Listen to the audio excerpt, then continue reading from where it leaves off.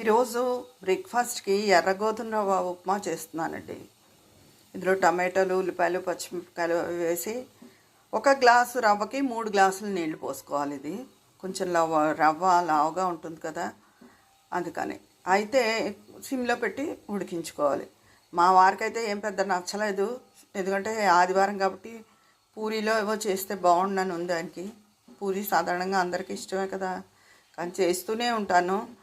ఎర్రగోధుమ రవ్వ తింటూ ఉండాలండి. అసలు రాత్రిళ్ళు డైట్ చేసి వాళ్ళకి ఇది మంచి సంపూర్ణ ఆహారం.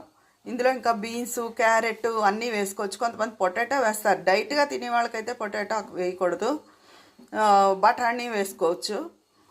అయితే ఇది తింటూ ఉంటే మంచిదన్నమాట. షుగర్ వాళ్ళకు కూడా చాలా మంచిది. మరి మా వారికి కొంచెం షుగర్ ఉంది, అందుకని అప్పుడప్పుడు ఇది తింటూ ఉండాలి అని చెప్తూ ఉంటాను. మీరు కూడా ఎర్రగోధుమ రవ్వ